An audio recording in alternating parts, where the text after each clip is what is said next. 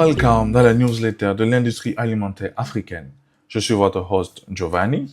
Alors dans ce premier épisode, nous allons parler spécifiquement de la désertification alimentaire et ce que cela peut vraiment vous coûter en plus de l'argent en fait. Donc, tout d'abord, imaginez un camion chargé de mangue qui attend à la frontière des Unions européennes, disons par exemple de l'Allemagne, pour le 3e jour. Le chauffeur regarde les inspecteurs rejeter l'ensemble de la cargaison. Les niveaux de résidus de pesticides dépassent les limites maximales de résidus de seulement 0,02 parties par million. 0,02 parties par million.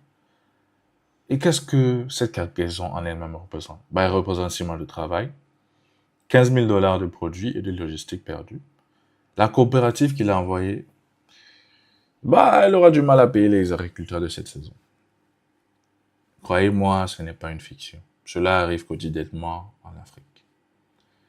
Alors, entre 2008 et 2013, plus de 1,1 million expéditions alimentaires africaines ont été rejetées aux frontières de l'Union européenne selon les données de le European Journal of Development Research 2022. Pour les produits piscicoles, le taux de rejet a grimpé de 40,6%. 40,6%. Wow. Au Nigeria, la NAFDAC a rapporté qu'environ 76% des exportations agricoles vers l'Union européenne ont été rejetées pour non-respect des normes requises. Un défi persistant depuis 2021 jusqu'à nos jours, selon Action Aid nigérian en 2024. Les 3 principaux responsables, les résidus de pesticides dépassant les limites, les violations d'étiquetage, quoique on les néglige beaucoup, et le dernier, et non pas des moindres, la contamination microbienne. Chacun évitable, chacun dévastateur. L'impact financier va bien au-delà de la réjection de l'expédition en elle-même. Il y a le coût direct, c'est-à-dire la valeur du produit, le transport, la logistique, les assurances et tout ça. Puis, il y a les dommages indirects. La perte de réputation, les contrats annulés, les banques refusant des crédits futurs. Le coût de l'opportunité fait le plus mal, pendant que les produits conformes de votre concurrent entrent sur le marché premium, c'est-à-dire européen, à 3 $ par exemple le kilo. Les vôtres pourrissent à la frontière ou se vendent localement à 0,5 $ le kilogramme. Considérez une coopérative de sésame au Burkina Faso. Une massive de 250 agriculteurs, revenu annuel de 45 000 $, ont perdu près de 20%, c'est-à-dire 8 500 $ sur une seule expédition rejetée. Ce sont les frais de scolarité pour 50 enfants, les médicaments pour des familles et les semences pour la saison prochaine, c'est-à-dire qu'ils auront à manger. L'ironie, c'est que l'information, elle existe. Les normes sont publiées, les directives sont disponibles, mais elles sont dispersées sur les sites web réglementaires, en langage technique, nécessitant souvent une expertise en la matière pour les interpréter, et j'en passe. C'est ce que nous abordons ce mois-ci. Notre newsletter vous apporte des perspectives mensuelles sur l'industrie alimentaire africaine et des changements de politique à l'innovation et aux opportunités de croissance. Cette édition se concentre sur les normes et la conformité, mais chaque mois, nous explorerons différentes facettes de la construction d'une économie alimentaire africaine prospère. Nous voilà dans la section du vocabulaire du mois. Alors pour ce mois, nous allons voir ce qu'est la conformité, ou encore compliance en anglais. La conformité signifie que votre produit répond à toutes les règles de sécurité, de qualité et d'étiquetage selon votre marché cible. Aussi simple que cela, n'est-ce pas? Alors imaginez en pratique avec moi, s'il vous plaît, que vous êtes un producteur d'hibiscus ou encore du bissap, communément appelé en Afrique de l'Ouest, au Mali, souhaitant exporter des fleurs séchées vers l'Allemagne. La conformité signifie que vous avez vérifié que votre produit satisfait des exigences générales d'étiquetage pour les marchés africains, des normes internationales pour l'étiquetage des denrées alimentaires, exigences d'information alimentaire pour les consommateurs européens, les limites maximales de résidus de pesticides spécifiques, s'il vous plaît, et les exigences d'emballage et de traçabilité, et plus encore selon les besoins du client. Pourquoi la conformité est-elle un enjeu majeur? La non-conformité signifie que votre produit sera rejeté à la frontière, pas de négociation, pas de double fault. Rien. Direct. Rejet direct. Bah, inconformité signifie que vous avez accès au marché, ce qui veut dire que vous avez beaucoup plus de manœuvres. C'est la différence entre construire une entreprise d'exportation durable et tout perdre à la douane. Pensez à la conformité comme au passeport de votre produit. Sans lui, vos marchandises ne peuvent pas franchir les frontières, peu importe la qualité. Nous sommes maintenant dans la section Focus Afrique. Tout d'abord, en première partie, nous allons faire un petit check de l'industrie depuis octobre à décembre 2025. Nous en avons relevé quelques-uns selon différents secteurs. Alors, tout d'abord, la dépendance africaine aux importations alimentaires s'approfondit. Environ 65 milliards de dollars, selon les statistiques que nous allons citer ci-dessous. Les importations alimentaires de l'Afrique subsaharienne devraient atteindre 65 milliards de dollars d'ici la fin 2025, marquant une augmentation de 4% par rapport aux 62,8 milliards de dollars en 2024. Donc, on est passé de 62,8 milliards de dollars à 65 milliards de dollars en un an. Selon le rapport de la FAO, ou encore avec Food Outlook publié en novembre, le Food Business Africa 2025. Les céréales représentent la plus grande part à 21,9 milliards de dollars, ou un tiers des dépenses totales. Waouh! Les huiles comestibles, le poisson, le sucre et les boissons s'ajoutent, avec 23,4 milliards de dollars supplémentaires. La hausse des coûts des huiles et des graisses est liée à la lente croissance de la production mondiale d'huile de palme. Et cette dépendance croissante souligne le besoin urgent de stimuler la capacité de production nationale tout en naviguant les contraintes d'approvisionnement mondial. L'Algérie mise sur la scène pour réduire sa facture d'importation de 10 milliards de dollars. Alors, l'Algérie a créé le Conseil scientifique national pour la sécurité alimentaire en octobre 2025 lors de la conférence nationale sur la modernisation du secteur agricole à Alger, selon Mailing MEA 2025. Le conseil, composé de 34 chercheurs et professeurs, vise à réduire la facture annuelle d'importation alimentaire de l'Algérie de près de 10 milliards de dollars grâce à la biotechnologie, la génétique des cultures et l'agriculture de précision. En tant que deuxième importateur alimentaire d'Afrique après l'Égypte. Waouh! L'Algérie positionne maintenant la recherche scientifique au cœur de sa stratégie de sécurité alimentaire. Un modèle que d'autres nations africaines observent attentivement. Continuons s'il vous plaît. La reprise du cacao en Afrique de l'Ouest apporte un soulagement au prix. Les prix de cacao ont chuté d'environ 6% en novembre 2025 après une baisse de 14% au T3. Les anticipations se renforçant pour une grande récolte 2025-2026 en Afrique de l'Ouest, selon le World Bank Commodity Market Outlook de 2025. La production mondiale de cacao devrait rebondir de plus de 10% avec des augmentations de production en Côte d'Ivoire, environ 5%, et au Ghana de 34%. L'Organisation internationale du cacao a réduit son estimation d'excédent de 2024 à 2025 à 49 000 millions de tonnes, contre 142 000 millions de tonnes de cacao. Donc, pour dire qu'ils ont revu l'excédent, au lieu de passer de 49, ils sont passés à 142. Non, et au lieu de, disons qu'ils avaient prévu 142, et maintenant ils sont passés à 49. Donc, ils ont réduit l'excédent. Merci bien. Bien que la modération des prix apporte un soulagement aux transformateurs, la volatilité met en évidence la vulnérabilité de l'Afrique de l'Ouest aux conditions météorologiques et le rôle critique de la région dans les chaînes d'approvisionnement mondiales. Continuons s'il vous plaît. Le Forum d'innovation avicole s'attaque aux coûts d'alimentation. Je m'explique. Le Poultry Futures Forum s'est réuni en Afrique australe en novembre 2025, rassemblant des gouvernements, des investisseurs et des leaders de l'industrie pour aborder la plus grande contrainte du secteur, les coûts d'alimentation, qui représentent, je dirais, environ 70% des dépenses de production. selon le World Economic Forum de 2025.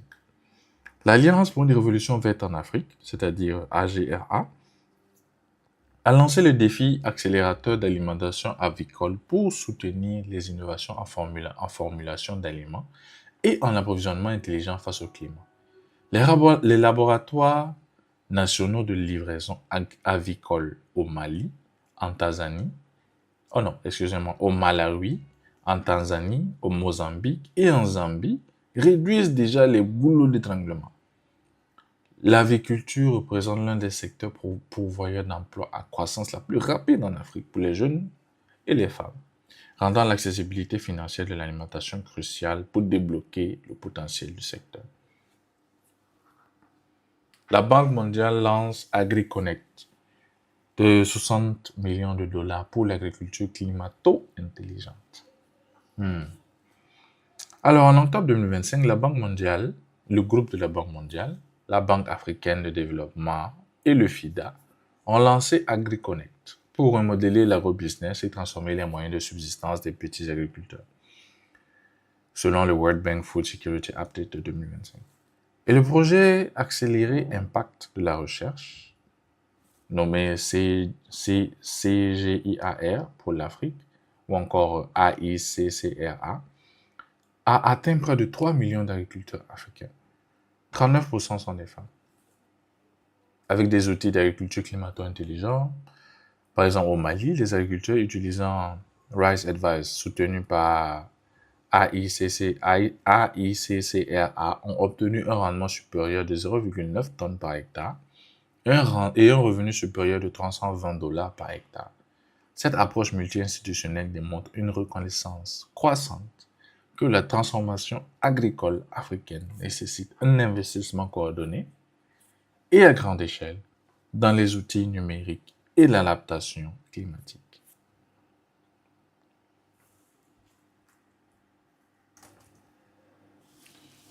Alors, maintenant, nous sommes dans la deuxième partie toujours de Focus Afrique. Cette fois-ci, nous allons faire une analyse approfondie par rapport au coût réel de la certification traditionnelle. Alors, tout d'abord, pour la plupart des PME africaines, la certification internationale n'est pas seulement difficile, elle est financièrement impossible à faire. Ce n'est pas parce que les produits manquent de qualité, c'est parce que le système de certification a été conçu par les grandes entreprises des pays riches et non pour les micro-entreprises ou encore pour les moyennes entreprises opérant avec des marges ultra minces comme au Burkina, en Éthiopie ou en Tanzanie. Décortiquons ensemble ce que coûte la certification traditionnelle, pourquoi c'est important et quelles alternatives existent. Alors, le parcours traditionnel prend environ 6 à 18 mois et implique plusieurs étapes.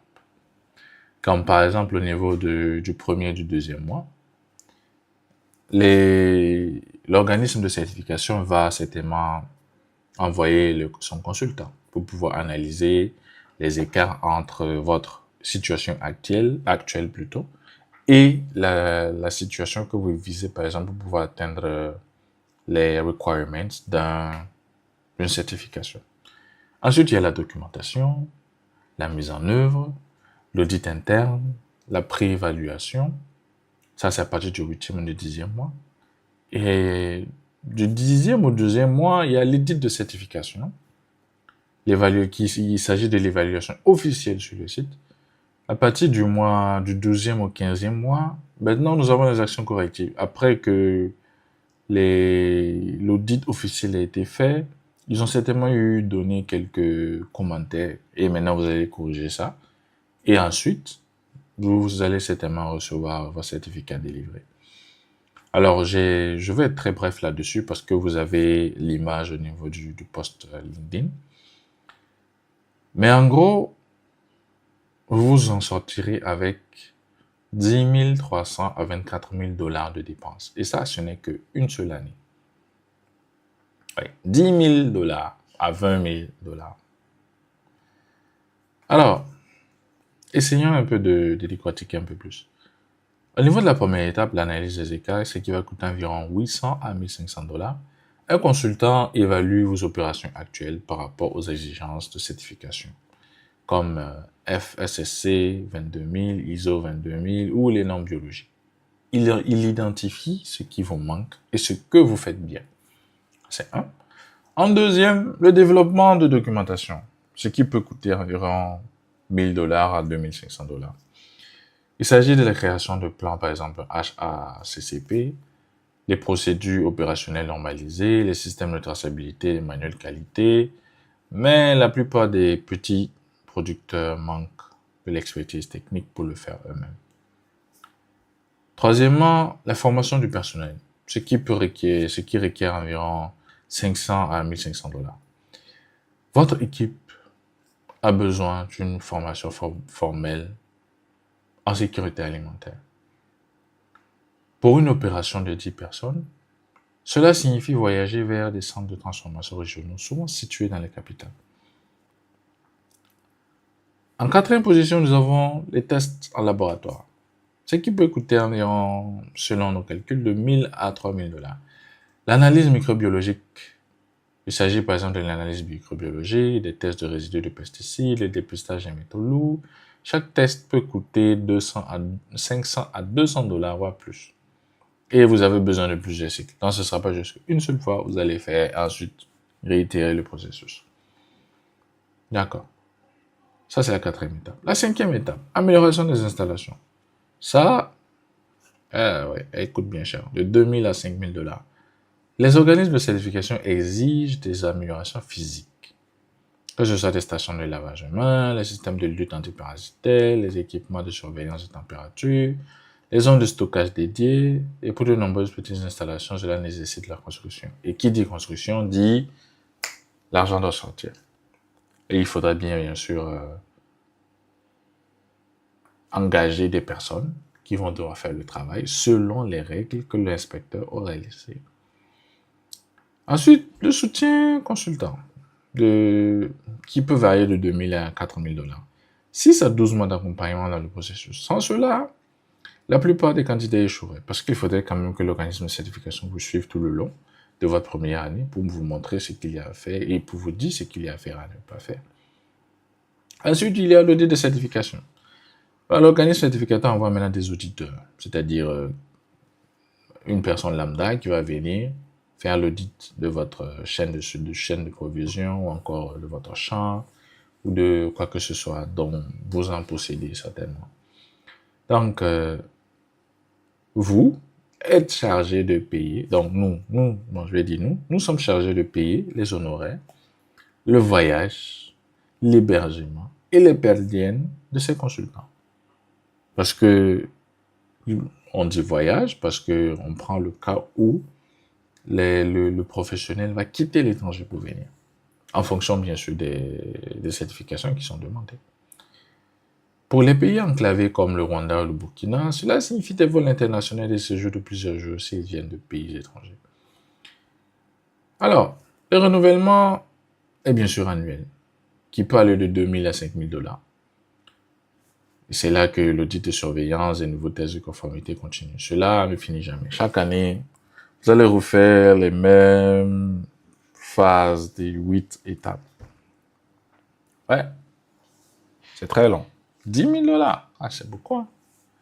Ensuite, nous avons essayé de mettre ça sous forme de visuel pour que ce soit beaucoup plus simple à comprendre.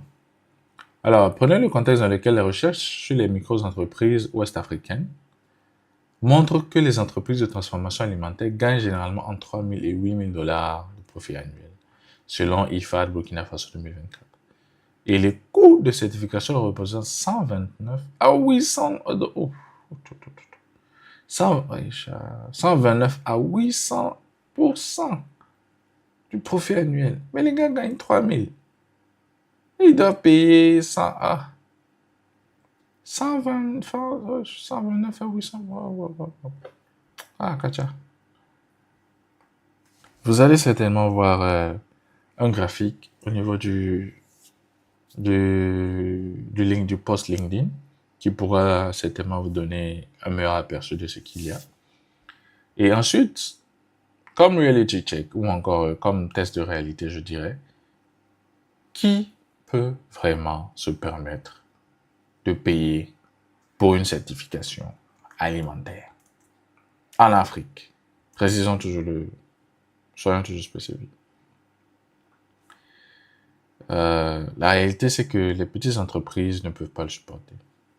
Nous avons donné 3 exemples dans l'illustration où il s'agit de la petite boulangerie, par exemple, des transformations de produits, et aussi la grande usine de transformation de viande, par exemple. Maintenant, prenez le temps d'assimiler ce que nous avons eu à parler plus haut. Une petite coopérative gagnant 5 000 $ par an doit dépenser 15 000 $ pour être certifiée. D'où l'argent va venir.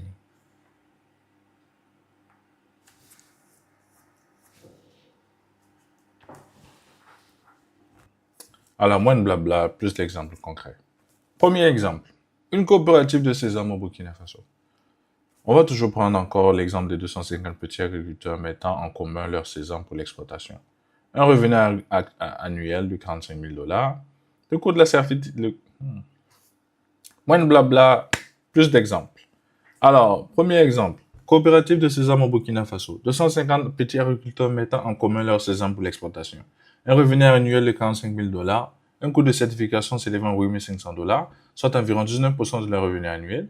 Ça veut dire que qu'est-ce que cela veut dire pour eux? La coopérative a contracté un prêt sur 2 ans à 15% d'intérêt. 15% d'intérêt pour couvrir la certification. Elle a perdu 3 membres qui ne pouvaient pas attendre les paiements retardés. Contrat d'exploitation obtenu, mais les marges bénéficiaires restent très, très précaires pour eux. Exemple numéro 2. Transformateur de légumes au Kenya. 15 employés transformant des haricots verts pour les supermarchés européens. Coût de certification, 18 000 $. Profil annuel avant certification, 22 000 $. L'entreprise a utilisé 82% de son profit annuel pour la certification. Le propriétaire, nous n'avions pas le choix. Pourquoi? Sans certification, nous n'avons pas de marché d'exploitation. Avec la certification, nous avons accès au marché, mais survivons à peine. Dernier exemple, exportateur de poissons au Ghana. Opération de 8 personnes exploitant du tilapia. Devis requis pour FSSC 22 000, soit environ 14 500 $. Quelle est la décision? Je ne peux pas me permettre la certification. Il perd le contrat d'une valeur de 80 000 $ an. Il vend maintenant localement à des prix inférieurs à 40%. Évaluation du propriétaire. Nous produisions un excellent poisson. Notre problème n'est pas la qualité, c'est le capital. Petit disclaimer, les exemples sont des scénarios composites basés sur des données de l'industrie provenant des coûts de certification sud-africains et des modèles commerciaux régionaux, représentant des situations typiques rencontrées par les PME à travers le continent. Alors maintenant que nous avons eu, ou encore nous avons vu différents exemples concrets, bien sûr, nous allons entrer dans la phase où il y a où nous allons détailler, s'il vous plaît, différentes manières ou encore différentes options que nous avons pour pouvoir obtenir une certification. Bien sûr, en réduisant les coûts. Alors, nous avons tout d'abord la certification du groupe. Selon le règlement de l'UE de 2022, elle a introduit la certification du groupe, permettant aux coopératives de se certifier collectivement plutôt qu'individuellement, selon le règlement biologique UE 2018/848. Cela réduit significativement les coûts par agriculteur de 2 000 $ individuellement à 200 ou encore 400 $ par agriculteur dans un groupe. C'est un progrès, mais des défis demeurent. Oui, les coûts sont réduits, mais la charge administrative est bien plus élevée parce qu'elle nécessite une tenue de dossier sophistiquée. Un membre non conforme peut affecter tout le groupe, c'est-à-dire aucune certification. Le capital nécessite toujours environ 20 000 $ ou plus pour une coopérative de plus de 100 agriculteurs. Alors, nous allons mentionner ici que, comme l'a noté M. Isaka Somandé, président de la PNCEB, ou encore la plateforme du commerce équitable du Burkina Faso, en discutant avec le nouveau règlement biologique de l'UE, je cite, il pose de réels défis pour les producteurs burkinabés. Fin de citation. incluant la restructuration forcée et l'augmentation des coûts, selon le rapport du Trade for Development Center de 2025. Quelles autres alternatives avons-nous en plus de la certification de groupe? Nous avons la certification progressive. Je m'explique. Le programme de développement FSSC 22000 permet aux entreprises de mettre en œuvre des systèmes de sécurité alimentaire par étapes, avec une reconnaissance intermédiaire avant la certification complète. Dans le coût 2 000 à 5 000 $ contre 15 000 $ et plus pour la certification complète immédiate. D'accord. Ça, c'est la première. La deuxième alternative, les subventions gouvernementales. Certains gouvernements africains subventionnent désormais 30 à 50% des coûts de certification pour les PME prêtes à exporter. Le Kenya, le Rwanda, le Sénégal ont des programmes actifs, bien que le financement reste limité et les processus de candidature lourds. Donc, imaginez. Troisième alternative, la certification soutenue par l'acheteur.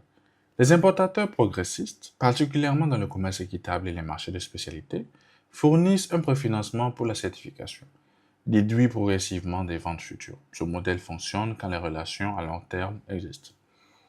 Ensuite, nous avons la présélection numérique, qui est bien sûr un besoin urgent. De nouvelles plateformes comme Footscan, qui est encore en développement, et vous le saurez bientôt dès que ce sera de sortie, visent à fournir une vérification préliminaire instantanée de la conformité, à 1 centième du coût, aidant les producteurs à identifier les problèmes avant d'investir dans la certification complète. Bien que ne remplaçant pas la certification officielle, ces outils réduisent les erreurs coûteuses et les audits échoués. Que pouvons-nous dire donc en conclusion? Les chiffres ne fonctionnent pas. La réalité, elle est là. Une micro-entreprise gagnant environ 5 000 $ annuellement ne peut pas se permettre une certification de 15 000 $. Point final. Period. Ce n'est pas une question de travailler plus dur ou d'être plus efficace. Le système est structurellement inaccessible à plus de 92% des PME africaines qui font dans l'alimentaire. Et ce sont ces PME qui emploient la plupart des gens et nourrissent la plupart des communautés. Le coût d'opportunité est stupéfiant. Si la certification était abordable et accessible, les exportations agricoles africaines pourraient de manière réaliste tripler dans les 5 ans. Au lieu de cela, des produits de qualité poussent localement pendant que les supermarchés européens importent des fournisseurs certifiés en Asie et en Amérique du Sud. La solution n'est pas d'abaisser les normes, c'est de démocratiser l'accès à la conformité.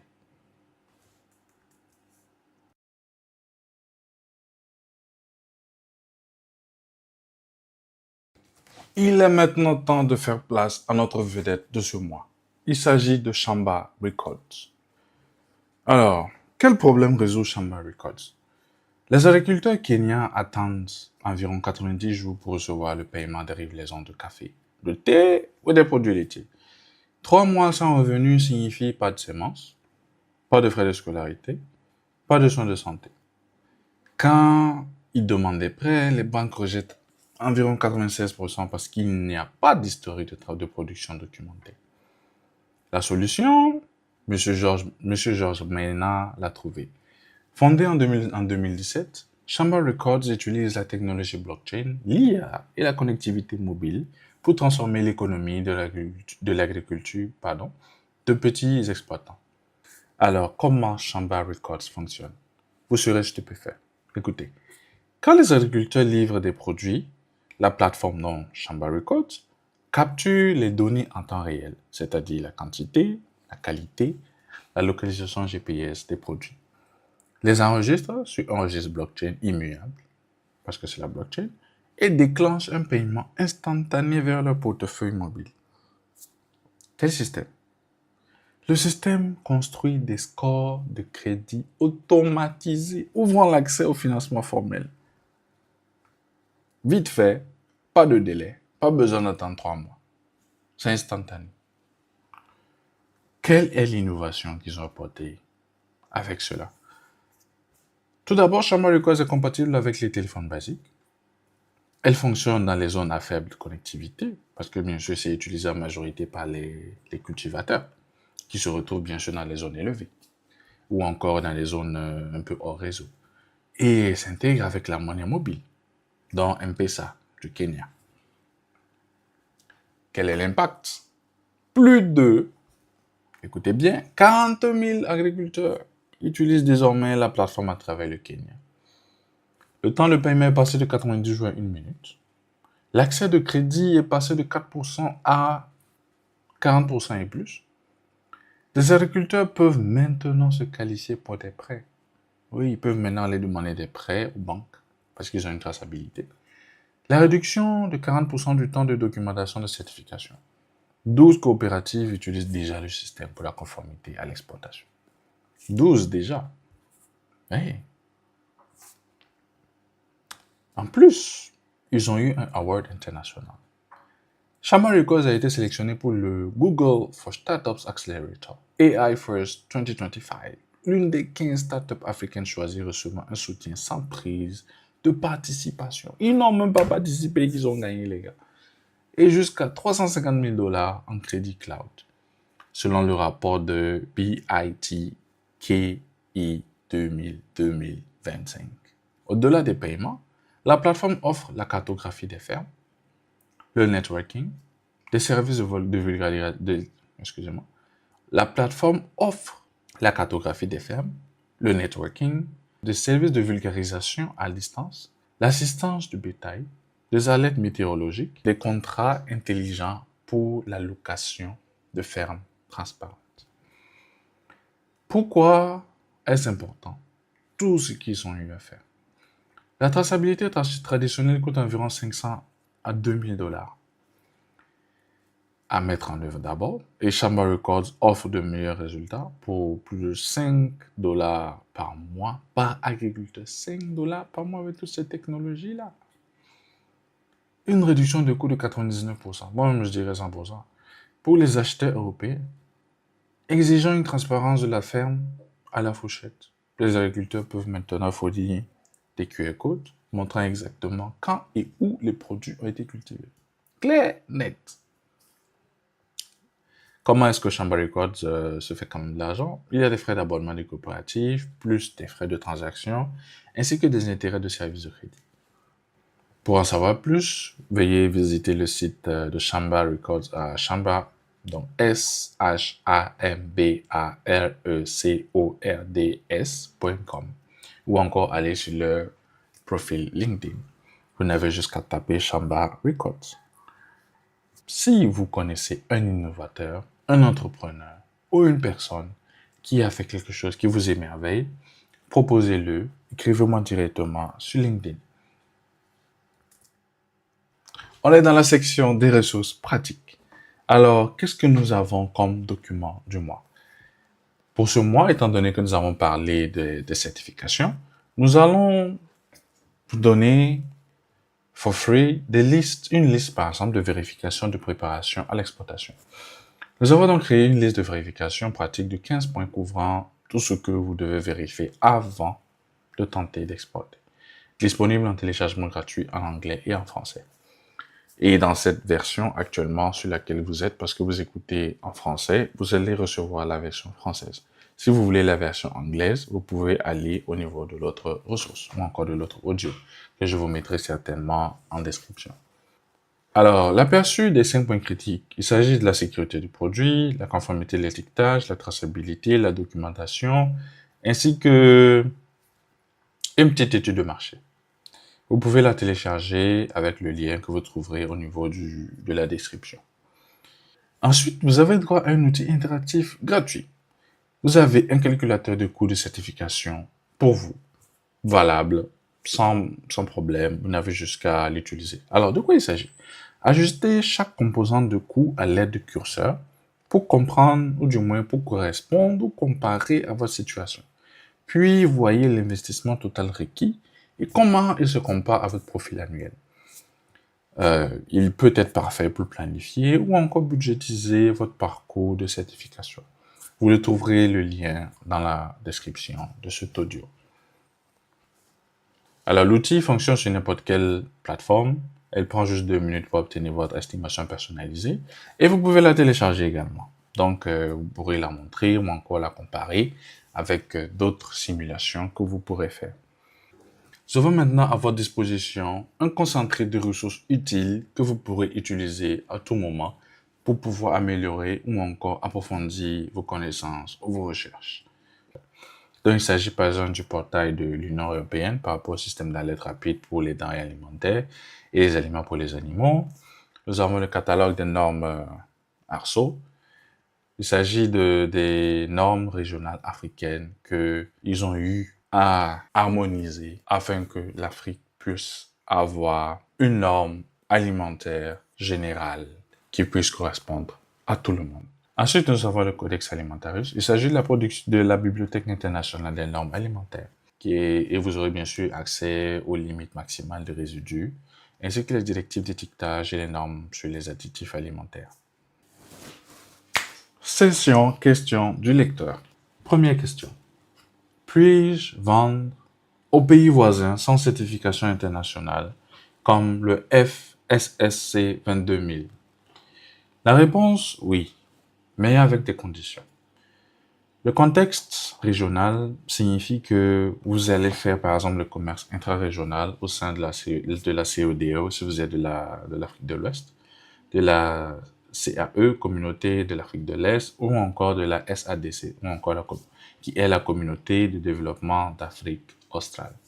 Tous dans ce commerce intra-régional fonctionnent selon des accords commerciaux régionaux, avec des barrières significativement plus faibles que les exportations vers l'Europe ou encore l'Amérique du Nord. Ce dont vous avez besoin, c'est des conformités nationales. Faites au maximum pour respecter les normes de sécurité alimentaire de votre propre pays. Par exemple, au Burkina Faso, nous avons l'ABNORM. Au Kenya, nous avons le KEBS. Je crois que c'est le Kenya Bureau of Standards. Ensuite, nous avons les normes ARSO. Bien sûr, si elles sont adoptées par votre pays cible, la conformité aux normes régionales africaines peut être requise. Veuillez notifier que les normes ARSO sont en cours d'adoption en Afrique. Après ça, nous avons maintenant les certificats phytosanitaires pour les produits agricoles prouvant qu'ils sont exempts de parasites ou de maladies. Le certificat d'origine documente où le produit a été trouvé. Ensuite, vous avez l'enregistrement commercial qui autorise bien sûr le fait que vous pouvez commercer de manière légale. Vous n'avez pas par exemple besoin de faire des tests de laboratoire, de prouver différentes certifications ou encore appeler des consultants internationaux. Vous n'avez juste qu'à respecter les lois dans votre pays et dans le pays où vous allez exporter. Et c'est bon, étant donné que vous êtes peut-être dans la même zone intra-régionale ou encore dans la même zone régionale. Alors, évaluation des risques. Les barrières d'entrée sont bien plus faibles parce que les normes régionales sont beaucoup plus accessibles. L'approbation est beaucoup plus rapide, il y a moins de bureaucratie et on peut par exemple parler la même langue et les coûts sont bien moins élevés. Environ, la certification coûte 50-70% de moins que la certification internationale. Les normes, mais rappelez-vous que les normes existent toujours. Régional ne signifie pas de normes. Les acheteurs peuvent exiger plus. Les grands acheteurs des régionaux demandent souvent une certification internationale de toute façon. Notre recommandation, ramper, marcher, puis courir. Ramper, c'est-à-dire commencer par vendre régionalement pour développer la capacité, les systèmes et le capital. Marcher, utiliser les revenus des ventes régionales pour investir de meilleurs systèmes et une certification partielle. Et ensuite, évoluer vers les marchés internationaux. Une fois que vous êtes certifié et expérimenté, c'est là qu'est la phase de courir. Les marchés régionaux ne sont pas de seconde classe. Absolument pas. Ils sont souvent plus rentables par unité et offrent des conditions de paiement en devise familiale, ce qui va faciliter le cash flow. De nombreux exportateurs africains à succès ont construit leur fondation en vente à Accra, à Lagos, à Nairobi, à Johannesburg, avant de cibler Paris, Londres ou New York. Si vous avez une question sur les réglementations alimentaires, les normes ou les exigences d'exportation, veuillez s'il vous plaît soumettre votre question en m'écrivant directement sur LinkedIn. Nous répondrons à une question de lecteur dans chaque édition. Faites compter la vôtre. N'oubliez surtout pas de vous abonner à la newsletter. Et dernier disclaimer, cette newsletter fournit du contenu éducatif. Donc l'audio que vous écoutez est un contenu éducatif sur les normes et les réglementations alimentaires. Elle ne remplace pas un conseil juridique, réglementaire ou technique professionnel. Consultez toujours des experts qualifiés et des organismes réglementaires officiels pour des orientations de conformité spécifiques. Les informations sont compilées à partir de sources publiques et de recherches de l'industrie. Bien que nous nous efforcions d'être précis, les réglementations changent fréquemment. Vérifiez les exigences actuelles auprès des autorités compétentes avant de prendre des décisions commerciales. Sources et exactitude des données. Toutes les statistiques et affirmations sont citées avec des références en ligne tout au long de cette édition.